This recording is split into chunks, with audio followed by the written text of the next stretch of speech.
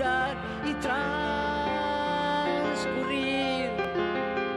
No nos da derecho a presumir,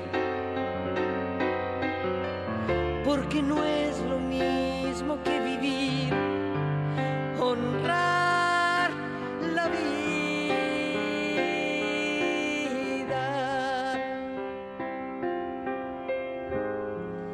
honrar la vida. ¿Cómo están? Hace unos poquitos días en el Senado de la Nación tuvo lugar un encuentro que, bajo el título de Abriendo Horizontes en Latinoamérica y el Mundo, nuevos paradigmas en política, cultura y espiritualidad, reunió a un grupo de especialistas. En realidad, los planteos que allí se hicieron muestran claramente que hay otras miradas sobre el mundo en que vivimos y sobre todo nuevas miradas sobre el mundo por venir. Nos pareció interesante invitar para el diálogo de hoy a uno de los expositores, Hugo Novotny. ¿Cómo estás, Hugo? Lía, gracias, bien. Muchas Hugo gracias por la invitación. Es investigador del Parque de Estudio y Reflexión Carcarañá. Te agradecemos porque además sabemos que estás en vísperas de un viaje importante. Sí, con las valijas acá. Importante por la distancia, ¿no? Porque te vas Cierto. a China. China, sí. Rusia, China. Bien, como parte de tus Bien. trabajos de investigación. Sí, de investigación y de, digamos, de alguna manera de intercambio, ¿no? O sea, dentro de estas mismas temáticas, porque, bueno, digamos, la investigación en nuestro caso es en un campo bastante amplio.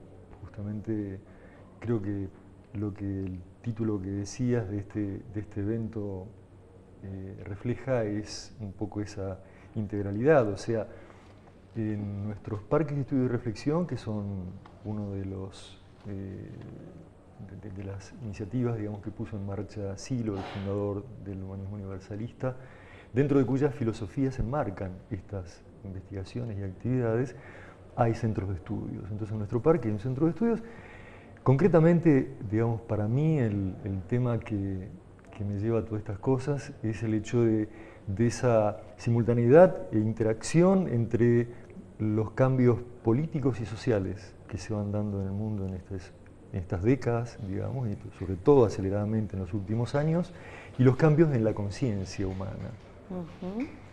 Cambios profundos que vemos indudablemente muy ligados a estos cambios políticos y sociales, ¿no? Hugo, los acontecimientos que vivimos a nivel mundial, por sus características, me parece que son indicadores de una etapa de final de civilización, ¿no? Como se ha vivido en otras civilizaciones. Y si bien, digamos, hoy está todo como muy ceñido a lo económico, bueno, de algún modo me parece que, sin desconocer la centralidad que tiene lo económico, pero está como enfocado desde ahí, tanto en términos de economías que se caen, como guerras, como invasiones. Y sin embargo, un poco por lo que vos empezabas a comentar, parece que respecto del futuro de la humanidad hay otras miradas y otros análisis de cómo abordar, digamos, ese desafío que nos espera, ¿no? ¿Cómo lo ves? Creo que realmente es un momento de cambios muy profundos. Creo que es un momento de lo que se llaman axiales, o sea, un antes y un después de la historia humana, como lo ha habido en otros momentos de la historia. Y a veces me parece que nos cuesta valorar la magnitud de ese cambio, pero bueno, la mundialización es evidente. El hecho de que por primera vez en la historia humana se esté configurando una única civilización con toda su diversidad también es un hecho muy importante, pero que a su vez se está configurando de un modo múltiple, diverso y claramente multipolar. O sea, es evidente que hay un paradigma que se acabó, digamos, que está en sus últimos, o llamémosle estertores, que es el intento de un imperialismo único, digamos, de unificación, de homogeneización, digamos, que viene intentando llevar adelante Estados Unidos junto a Europa. y que evidentemente ha entrado en su declinación y que empiezan a surgir entonces otros polos. Claramente el BRICS empieza a tomar muchísima fuerza. El otro día en el panel comentábamos un poco esto. Latinoamérica indudablemente se está convirtiendo en un polo muy fuerte, lo dijo, acaba de decirlo el canciller ruso, y de hecho hemos presenciado hace muy poco la visita del presidente ruso, del presidente chino aquí a Buenos Aires, la reunión entre BRICS y UNASUR, y evidentemente eso está mostrando que desde ese campo, el campo de las relaciones internacionales, el campo político, económico y demás, se está configurando otro tipo de relación, digamos, ¿no? Otro tipo de sistema, y que claramente tiene otras bases. No ya la dominación imperial, no ya el colonialismo, sino más bien un tipo de relación más horizontal, de intereses mutuos, de convergencia dentro de la diversidad. Y me parece que... Te interrumpo. Sí. No sería bueno hablar de un nuevo orden mundial, no me gusta. Claro. En realidad... Y no, porque ya viene mal gastada. Claro, no es un nuevo orden, que son como una conformación a partir de nuevas relaciones, ¿no? Sí. Basadas en otros valores. Basadas en otros valores, sí. Y creo que justamente eso, digamos, tiene que ver con el hecho de que hay fuerzas pujando en cada una de esas regiones que hoy tienden a manifestarse. Hay fuerzas que están pujando desde muy adentro. Vemos el caso de Latinoamérica. Nos parece que el hecho de que se haya gestado la UNASUR, la CELAC, que se haya realmente entrado en un proceso de integración latinoamericana resuelto, ha tenido que ver no solamente con el surgimiento de algunos líderes muy importantes como han sido Chávez, Lula, Kirchner, Evo, Correa, sino que ha empezado a manifestarse en Latinoamérica la espiritualidad originaria, ha empezado a reflotar. Fíjate cómo en Bolivia eso se hace tan evidente. Evo fue puesto en funciones por las comunidades originarias, digamos, ¿no? Y el proceso de transformaciones y de crecimiento y de desarrollo humano que ha tenido hasta ahora y está teniendo Bolivia no es solamente por haber nacionalizado el gas, es también porque hay otras cosas que están empujando desde adentro de esas comunidades, de esos pueblos. Lo mismo se ve en Ecuador. Lo mismo se ve en prácticamente toda Latinoamérica, nada más que de distintas formas. En México también hay una espiritualidad originaria que está brotando desde lo maya, que no está de ninguna manera pasada, digamos, sino que ha tenido un pequeño barniz que en cuanto se desestabilizan las cosas, salta. Y entonces hoy se ve, bueno, en Chiapas ya conocemos cuáles son los fenómenos que ahí se han puesto en marcha. En definitiva, hay un tipo de búsqueda de renovación espiritual, la gestación, no digamos el solo reflotar de una espiritualidad antigua, sino algo que está renaciendo y que está buscando nuevas formas de manifestarse adecuadas a este siglo XXI. Vos, Hugo, fuiste invitado a participar marzo, abril, algo así de este año, estuviste en India, invitado por el gobierno, por un organismo oficial de cultura y relaciones internacionales, ¿no? Sí, el Centro de Relaciones Internacionales y Cultura de la India. Y bueno, y fuiste invitado a exponer ahí sobre el tema de la relevancia de las culturas tradicionales en el presente y el futuro. Sí. En realidad te quería preguntar, digamos, porque vos haces esos planteos en el campo político y vas hacia lo espiritual, y ahí hay un ensamble muy interesante, porque además el ser humano es integral y no está por pedazos. Exacto. Pero te quería preguntar, en esas regiones del mundo el tema está en agenda, como desde esta mirada, y ahí convergen muchos políticos, gente que está en lugares importantes, digamos, en acción política en diversos países, y con este tipo de inquietudes y con estos temas puestos en agenda. Indudablemente, fíjate que el nuevo primer ministro de la India es hindú, es un monje hindú con digamos, formación espiritual muy fuerte, de esta espiritualidad del sur de la India fundamentalmente, y que, bueno, no es casual, digamos, que él haya llegado en este momento al poder. Tampoco es casual que en China el gobierno esté recurriendo al taoísmo para renovar culturalmente y renovar a nivel de valores, digamos, su sociedad. Son fenómenos que no los vemos en los diarios, que no los vemos, Claro. digamos, en las realidades que nos pintan en general o la información que recibimos todos los días, pero justamente te metes un poquito a estudiar y empezás a encontrar esas fuerzas pujando desde adentro, ese tipo de búsqueda, ¿no? Y lo que nos parece interesante es que justamente en estos lugares encontramos resonancias importantes. Hay resonancias muy importantes en la concepción del mundo, por ejemplo, entre la espiritualidad originaria latinoamericana, la india, la china, en esta visión integral de cuerpo, alma y espíritu, en esta relación entre hombre y naturaleza muy respetuosa, la madre tierra, la Pachamama. En cada lugar tiene sus denominaciones, pero esa búsqueda del buen vivir, del summa camaña, de algo que va desde el bienestar físico al espiritual y que en definitiva apunta a darle un sentido pleno a la vida, está en el origen de todas estas espiritualidades.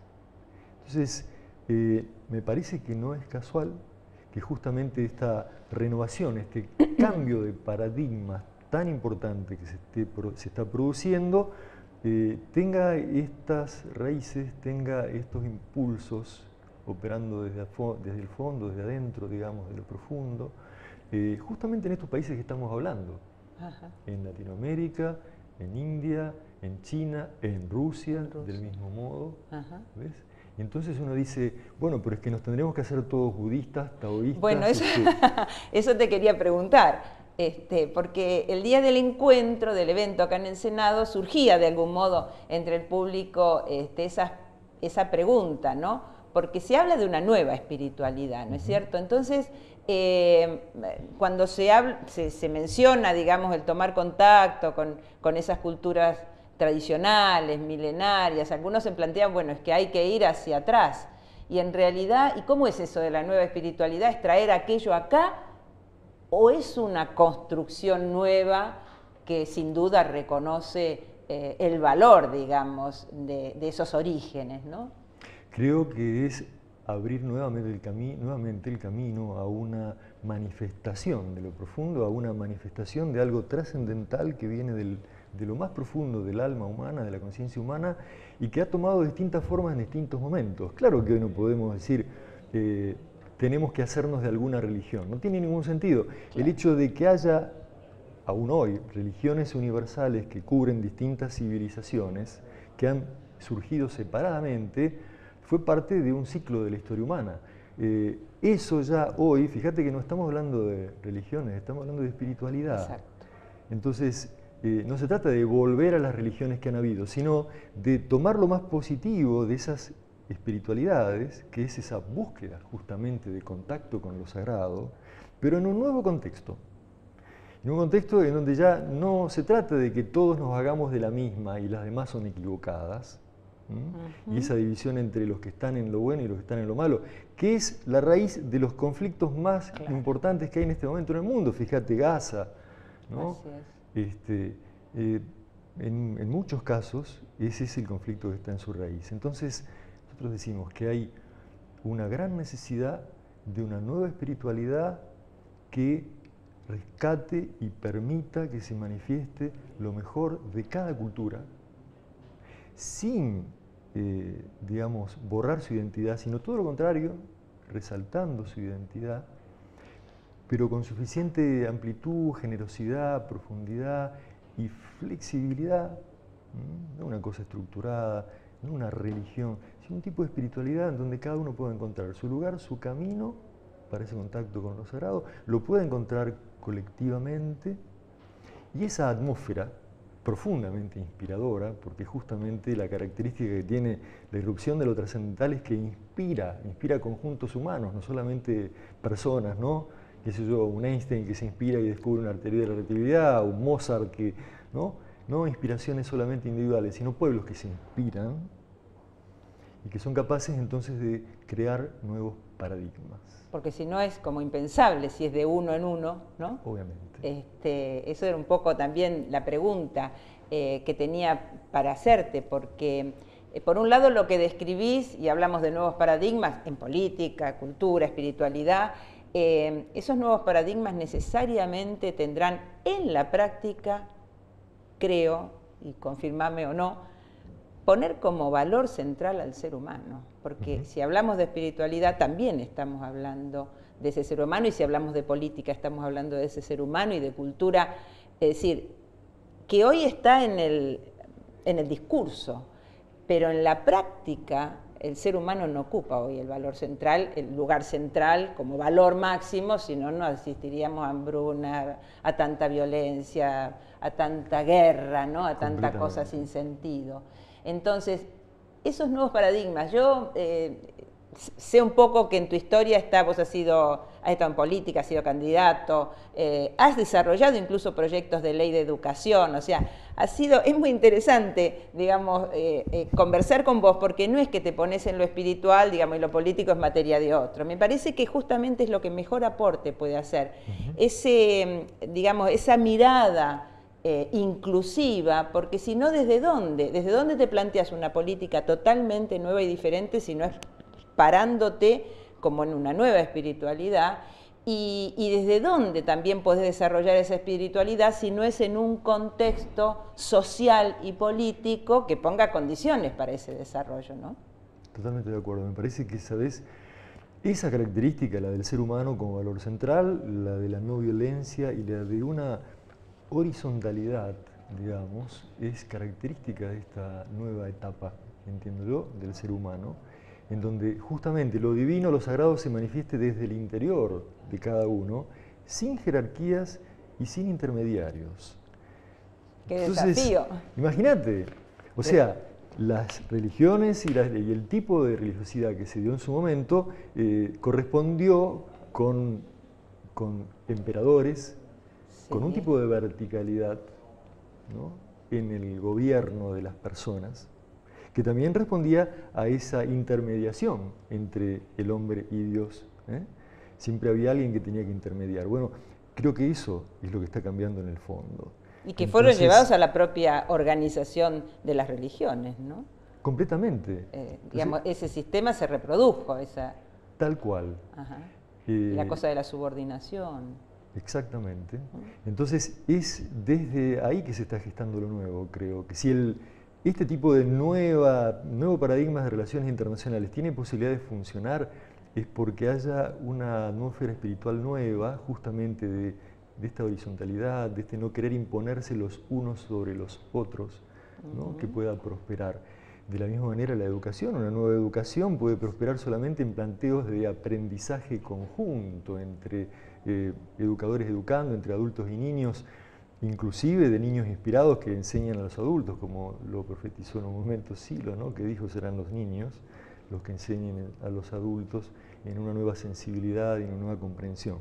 Entonces, esa nueva espiritualidad creo que sí, que tiene esas características, que no necesita de intermediarios, no necesita de, digamos, factores externos o de líderes externos que de alguna manera intermedien con ese ser humano, sino que cada uno empieza a tener valor y los conjuntos empiezan a tener valor y posibilidad de desarrollar y de crear una nueva realidad. Y decime, Hugo, y digamos, muchas manifestaciones de violencia en conjuntos humanos, ¿puede tener alguna relación con un mundo, digamos, que no está hoy a la medida de ese ser humano que puja por salir, expresarse, desarrollarse, incluso en toda su espiritualidad, y que frente a las limitaciones que encuentra, busca cualquier camino? Y bueno, y la violencia puede ser también una respuesta a esa opresión en ese campo, ¿puede ser? Creo que hay una condición de violencia, digamos, que se está poniendo, que se está manifestando y que, como bien dijo Atilio Borón el otro día, coincidí plenamente con él en el panel, en los momentos de caída de los imperios son más sanguinarios que nunca. Sí. Entonces, me parece que es muy interesante, eso es así. hoy se ve en lo que acá estamos viviendo de los fondos buitre, por ejemplo, un tipo de violencia económica que se intenta imponer sobre un pueblo arrasando su soberanía, y de repente el gobierno argentino es capaz de pararles el carro y decirles: señores, momentito, no, nosotros no queremos no solamente cumplir eso que nos parece injusto, sino que además le metemos un juicio en La Haya. Entonces hay una forma distinta de reaccionar a esa terrible violencia económica. En este caso, buscando el imperio de la justicia, de la ley internacional, digamos, a esa injusticia que se está planteando. En el mismo momento, Putin, el presidente ruso, ante las sanciones que le están haciendo y poniendo desde Estados Unidos, desde Europa, y acusándolos de invasores y demás, dice a Obama en la televisión francesa: ¿quién es usted para sancionar a Rusia? ¿Con qué autoridad moral? Si ustedes han invadido una cantidad de países, han iniciado guerras por todos lados, han volteado una cantidad de gobiernos que ya se perdió la cuenta. Nosotros no volteamos ningún gobierno, no hemos invadido ningún país, no tenemos ninguna fuerza ocupando otros territorios. Entonces, ¿con qué autoridad moral nos vienen a querer sancionar? Me pareció interesantísimo. Muy interesante. Que le pare el carro de ese modo, muy interesante, en plena televisión francesa, y lleven adelante un tipo de respuesta asimétrica, como ellos le llaman, que han sido estas sanciones, el hecho de cerrar las importaciones desde Europa y Estados Unidos, que les ha significado un problema importante, digamos, para todos ellos. Entonces, ahí se ve en el campo de las relaciones internacionales un tipo de respuesta, te diría, no violenta, justamente asimétrica. No es responder a la violencia con violencia, es responder de otro modo. Y creo que nosotros como personas necesitamos también animarnos a eso, a no responder a la violencia con violencia, a intentar resistir también cuando nos brotan esos, digamos, compulsiones, ¿no? Intentos de alguna manera de violentar alguna situación o persona. Y, como decía, llevar la paz en uno y tratar de llevarla a los demás, me parece en este momento para cada uno de nosotros la sugerencia más valiosa que se pueda tomar. Porque ya, digamos, del ojo por ojo, diente por diente, ya pasó la época de la venganza, de la culpa. También todo eso tiene que ver, entiendo yo, con este cambio profundo de la nueva espiritualidad, el hecho de intentar aprender a resistir la violencia, a tratar al otro como uno quiere ser tratado, a tomar la iniciativa de hacer eso, por más que el otro me esté tratando mal o me esté violentando. Es otro tipo de conducta, ¿entendés? A ver, lo que proponés, digamos, como mundo que viene, como futuro para la humanidad, visto desde hoy, es un gran salto, ¿no es cierto? Pero bueno, no es un salto, es un proceso. Y digamos, y frente a este planteo tan interesante, por ahí el ciudadano que está escuchando y dice, bueno, pero desde esta situación en la que yo estoy, ¿cómo llegamos hasta allá? ¿Qué puedo hacer yo? ¿Qué puedo hacer yo? ¿Qué está en mis manos? ¿Qué le dirías?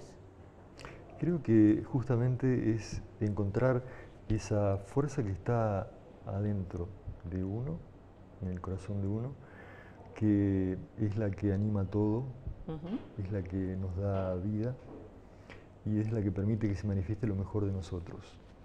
Creo que es buscar esa cosa tan sagrada, tan importante, esa vida que hay adentro del otro ser humano que tiene al lado, y apoyándose en eso, dejar que lo mejor se manifieste.